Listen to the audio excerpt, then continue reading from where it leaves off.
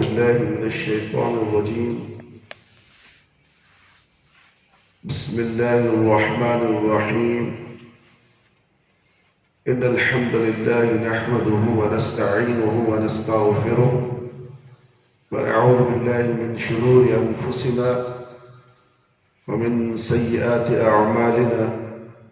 من يهده الله فلا مضل له ومن يضلل فلا هادي له، وأشهد أن لا إله إلا الله وحده لا شريك له، وأشهد أن محمدا عبده ورسوله. أما بعد، برزخی زندگی میں سزا. میرے بھائیوں، دوستوں، بزرگوں اور خواتین اسلام، قرآن مجید سے اعراض کی یہ سزا دنیا کی زندگی تک محدود نہیں، بلکہ اس کی سزا عالم برزخ میں بھی بھگتنی پڑے گی.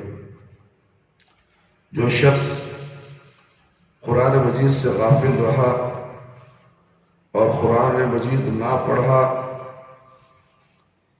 وہ خبر میں منکر نکیر کے سوالوں کے جواب نہیں دے پائے گا،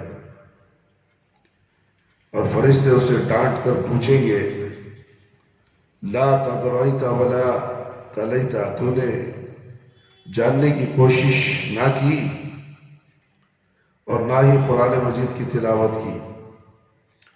اس کے بعد فرشتے میت کو لوہے کے گروزوں سے مارنا شروع کر دیں گے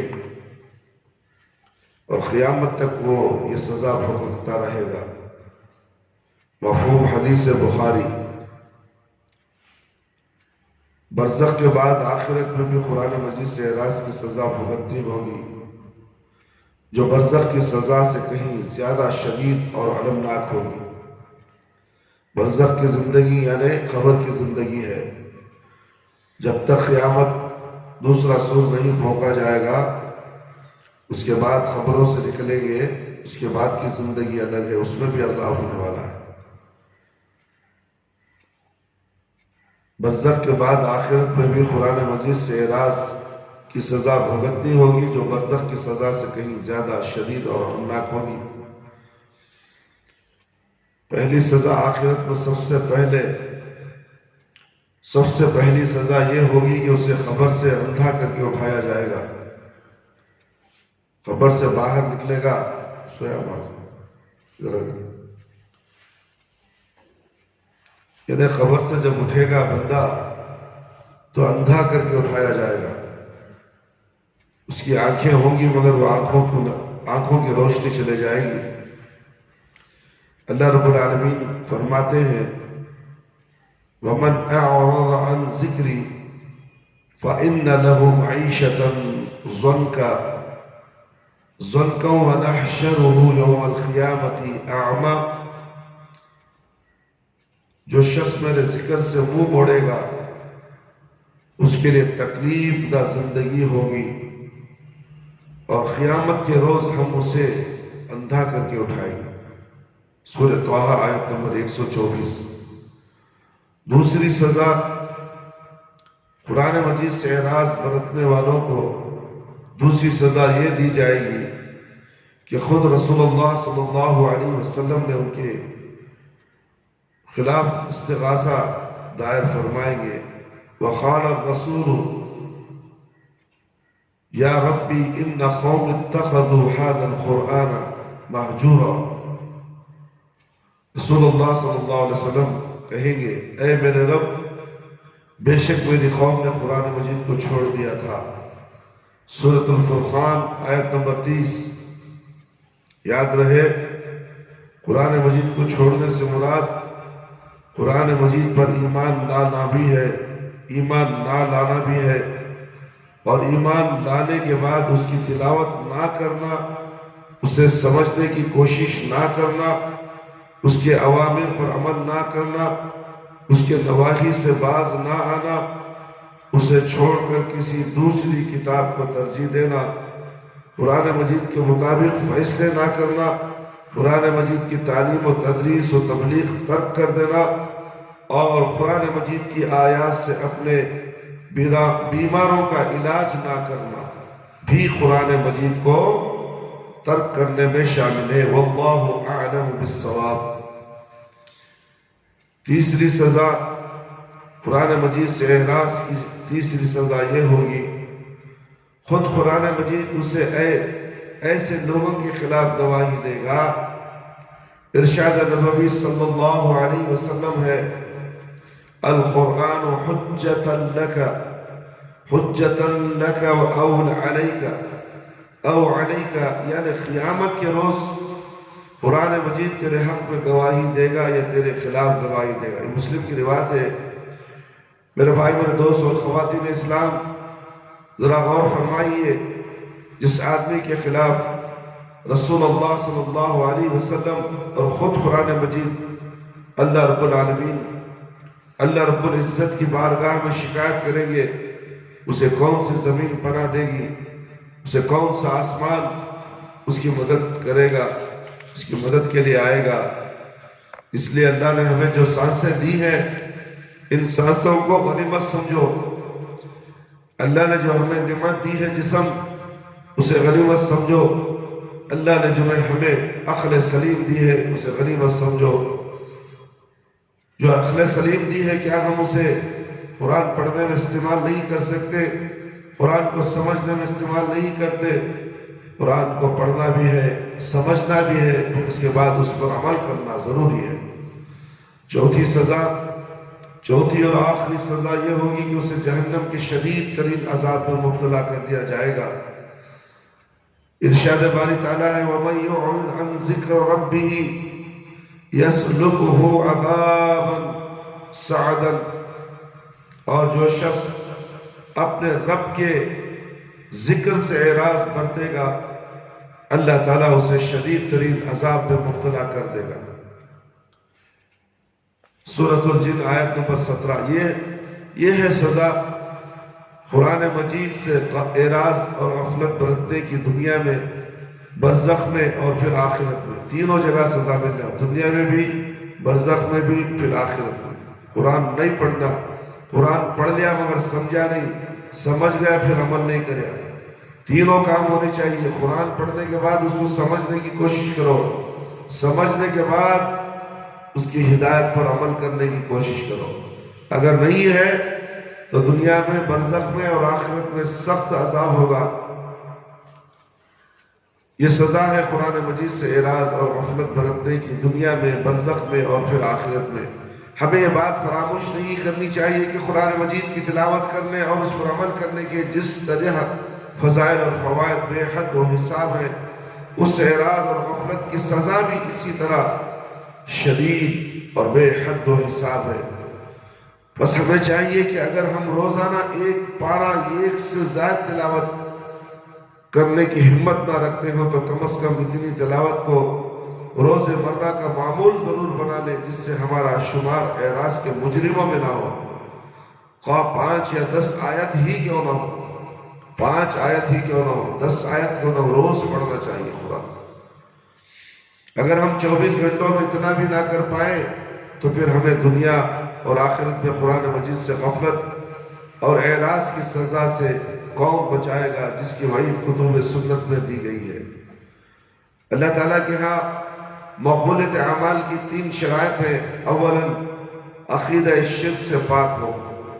قرآن جو پڑھتا ہے انسان، اگر وہ اللہ کے دربار میں قابل قبول ہونا ہے تو اسے شرک سے پاک ہونا ہے، اپنے عقیدے کی درستگی کر لینا چاہیے۔ دوسرا، وہ عمل خالص اللہ کی رضا کے لیے کیا گیا ہو، اللہ کو راضی کرنے کے لیے عمل کرنا چاہیے، لوگوں کو راضی کرنے کے لیے نہیں، لوگوں کو دکھانے کے لیے نہیں۔ میں نماز پڑھا، میں نماز پڑھی، میں قرآن پڑھا، میں قرآن پڑھی، یہ تمام چیزیں اس کے اندر دل میں نہ ہو، خالص اللہ کی رضا کے لیے کیا گیا ہو۔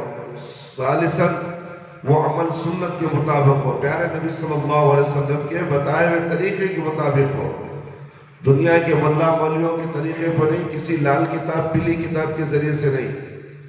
اللہ کے نبی صلی اللہ علیہ وسلم کے احادیث موجود ہیں، بخاری ہے، مسلم ہے، ترمذی ہے، ابو داؤد ہے، ابن ماجہ ہے، نسائی ہے، بیہقی ہے، تمام احادیث کی کتب ہیں۔ اس سے ہمیں ہر چیز کو اخذ کرنا چاہیے، پھر اس پر عمل کرنا چاہیے۔ ذخیرہ احادیث میں ضعیف اور موضوع احادیث کی موجودگی نے سنت رسول صلی اللہ علیہ وسلم پر عمل کرنے کے لیے معاملے میں مسلمانوں کے لیے بہت سی مشکلات اور الجھنیں پیدا کر دی ہیں۔ موضوع احادیث نے تو امت میں ایسے ایسے گمراہ فرقوں کو جنم دیا ہے جنہوں نے امت مسلمہ کو بڑے بڑے فتنوں سے دوچار کر دیا ہے۔ حالانکہ رسول اللہ صلی اللہ علیہ وسلم نے اپنی حیات طیبہ میں ہی ایسے دروغ گو اور کذاب لوگوں کے فتنے سے بچنے کی تاکید فرما دی تھی۔ آپ صلی اللہ علیہ وسلم نے ارشاد فرمایا تھا آخری زمانے میں ایسے دجال اور جھوٹے لوگ پیدا ہوں گے جو تمہارے پاس ایسی حدیثیں لے کر آئیں گے جو تم نے سنی ہوگی نہ تمہارے باپ دادا نے۔ بس ایسے لوگوں سے اپنے آپ کو دور رکھنا تاکہ وہ تمہیں گمراہ نہ کرنے پائے اور فتنوں میں مبتلا نہ کریں۔ صحیح حدیث صحیح مسلم کی حدیث ہے، لہذا جہاں تک موضوع احادیث کا تعلق ہے انہیں تو بلا تعمل رد کر دینا چاہیے اور کسی صورت ان پر عمل نہیں کرنا چاہیے۔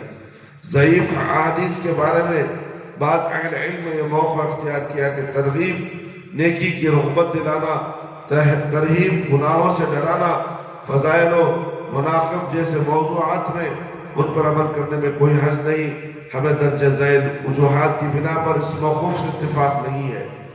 ضعیف احادیث سے استفادہ کا دروازہ اگر ایک دفعہ کھول دیا جائے، خواہ اس کی وجہ بظاہر انتہائی بے ضرر ہی کیوں نہ ہو، تو پھر اسے بند کرنا مشکل ہو جائے گا۔ ہم میں سے بعض ترغیب و ترہیب یا فضائل و مناقب کے بارے میں ضعیف احادیث پر عمل کو جائز سمجھیں گے، تو بعض مسائل اور احکام کے بارے میں ضعیف احادیث پر عمل کو جائز سمجھیں گے، اور کچھ لوگوں کو عقائد کے معاملے میں ضعیف احادیث پر عمل کرنے کا جواز مل جائے گا۔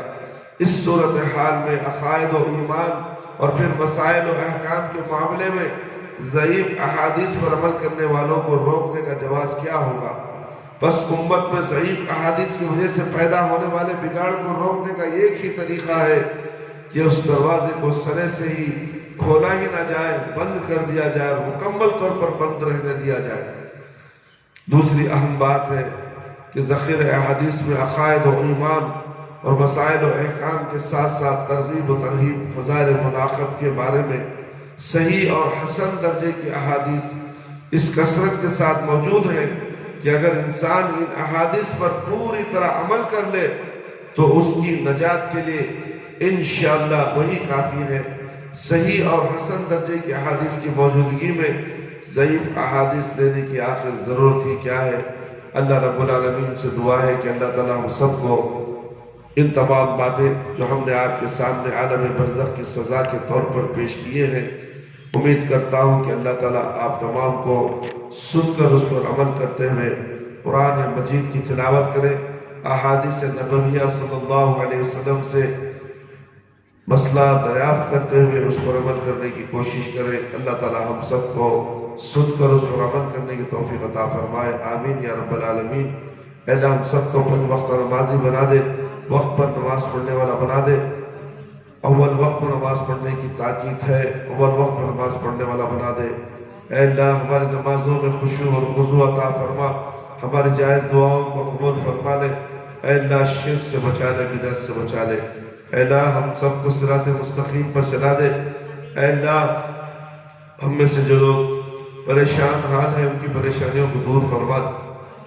ہم میں سے جو لوگ روٹی روزی کے لیے پریشان ہیں، اللہ تو اپنے خزانے سے حلال روزیاں عطا فرما، حرام نوالے سے اللہ تو ہماری حفاظت فرما۔ اے اللہ لوگوں کا مال کھانے سے بچا لے، اے اللہ غبن کر کے کھانے سے بچا لے۔ اے اللہ تو رحم کرنے والا ہم سب پر رحم فرما۔